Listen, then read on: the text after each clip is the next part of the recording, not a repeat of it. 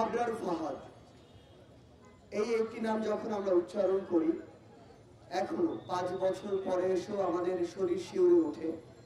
আমাদের চোখের সামনে সেদিনের সেই ছবিগুলো, যেদিন আমাদের অন্যতম সহযোদ্ধা নাহিদ ইসলামের গায়ে এই 24-এর অভ্যুত্থানের যে আঘাতগুলো, দাগগুলো দেখেছিলাম, সেদিন প্রথম যে চেহারাটি চোখের সামনে ভেসে উঠেছিল সেটি হচ্ছে আবরার ফাহাদ। বিগত 16 বছরে ফ্যাসিস্ট আওয়ামী লীগ সরকার এই বাংলাদেশে কিভাবে ছাত্রলীগকে দিয়ে, যুবলীগকে দিয়ে আর আওয়ামী লীগকে দিয়ে, কিংবা নাম না জানা এরকম অসংখ্য লীগকে দিয়ে এদেশের মানুষকে শোষণ করেছে, নিপীড়ন করেছে, অত্যাচার করেছে, ক্ষমতার অপব্যবহার করেছে, তার প্রত্যেকটি যে উজ্জ্বল দৃষ্টান্ত, সেই দৃষ্টান্তের প্রতীক হচ্ছে আবরার ফাহাদ। আমরা বুয়েটে এমন অসংখ্য নির্যাতনের কথা শুনি।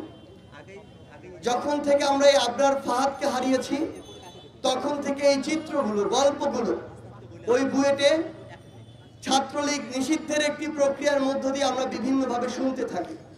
কিন্তু তার পাশের এই ক্যাম্পাস, এই ঢাকা বিশ্ববিদ্যালয়, তার পূর্বে কিংবা তারপরে এই ছাত্র জনতার অভ্যুত্থানের পূর্বের দিন পর্যন্ত যে গেস্ট রুমগুলো হতো, প্রোগ্রামগুলো হতো, গণরুমগুলো হতো, তার প্রত্যেকটি প্রক্রিয়া ছিল এক একটি আবরার ফাহাদকে বিভিন্ন প্রক্রিয়া, নির্যাতন করার, নিপীড়ন করার এক একটি প্রক্রিয়া।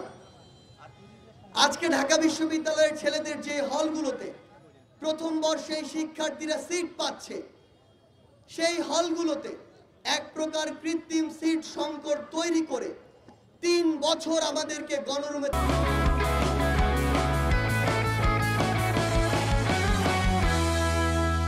থাকতে বাধ্য করা হয়েছে। আমরা আমাদের সিটগুলো পেয়েছি 4র্থ বছরে, অথচ ওই হলগুলোতে বিগত 10 বছর 12 বছর ধরে এমন অসংখ্য আদু ভাই ছিল যারা আমাদের এই যে বৈধ সিট প্রাপ্ত যে শিক্ষার্থীরা, তাদের সিটগুলো নিয়ে তাদেরকে গণরুমে থাকতে বাধ্য করেছে। 4 জনের রুমে প্রেসিডেন্ট, সেক্রেটারি নামক কিছু শোষক এমন ভাবে ওই ছাত্রলীগের দালাল রূপে ছিল, তারা 4 জনের রুমে একাই থেকেছে, কিন্তু ওই 4 জনের রুমে 40 জন ছাত্রকে থাকতে বাধ্য করেছে।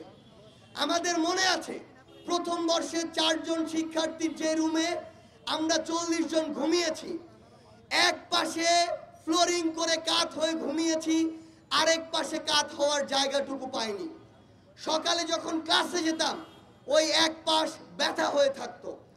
আমাদেরকে রাত 10টায় গণরুমে যেতে প্রত্যেকদিন বাধ্য করা হতো। সেই গণরুম কখন শেষ হতো তার কোনো নির্দিষ্ট সময় ছিল না।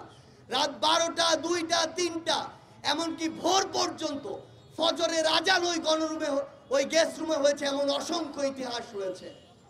ঢাকা বিশ্ববিদ্যালয়ের ওই গণরুমগুলোতে ছাত্রলীগ নামধারী কিছু নরক পিশাচ এক প্রকার মাদকাসক্তের মতো হয়ে যেত। তার উদ্দেশ্যই থাকতো গণরুমে একটি স্ট্যাম্প নিয়ে যাবে, গেস্ট রুমে একটি স্ট্যাম্প নিয়ে যাবে এবং শিক্ষার্থীকে মারবে। এমন অসংখ্য উদাহরণ ঢাকা বিশ্ববিদ্যালয়ের গেস্ট রুমগুলোতে রয়েছে, যেখানে এই স্ট্যাম্পগুলো শিক্ষার্থীদের গায়ের উপরে ব্যবহার করা হয়েছে। ওই গণরুমগুলো ব্যবহার করা হতো শিক্ষার্থীদের দাস বানানোর জায়গা রূপে। ওই গণরুমগুলোতে 40 জন এ কারণে রাখা হতো যেন একসাথে তাদেরকে ওইখান থেকে ছাত্রলীগের, আওয়ামী লীগের দালালি করার প্রোগ্রামগুলোতে নিয়ে যেতে পারে। এই যে বিষয়গুলো, এই যে কালচারগুলো, এই যে চর্চাগুলো, আমার সামনে আপনারা যারা রয়েছেন, এই প্রান্তে যারা রয়েছি, অসংখ্য বাধার মধ্যে বলার চেষ্টা করা হলেও আমরা ঠিকমতো বলতে পারিনি।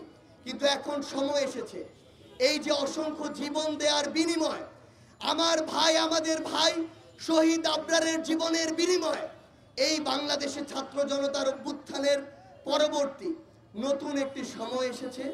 এই সময়ে আপনাদের এই যে কথাগুলো, এই যে অত্যাচার, নিপীড়নগুলো, এগুলো তুলে ধরতে হবে, ডকুমেন্ট করতে হবে, যেন ফ্যাসিস্ট হাসিনা এবং তার দোসররা পরবর্তীতে বাংলাদেশে তার ওই যে ফ্যাসিবাদ, তার ওই যে রাজনীতি, অপরাজনীতি, অপসংস্কৃতি এই বাংলাদেশের ইতিহাসে সেগুলোর যেন আর কোনোদিন স্থান না পায়। শহীদ আবরার ভাই সহ আমাদের সকল শহীদ ভাইয়ের বিচার এই বাংলাদেশে যেন অতি দ্রুততম সময়ে বাস্তবায়ন হয়। সকলকে ধন্যবাদ।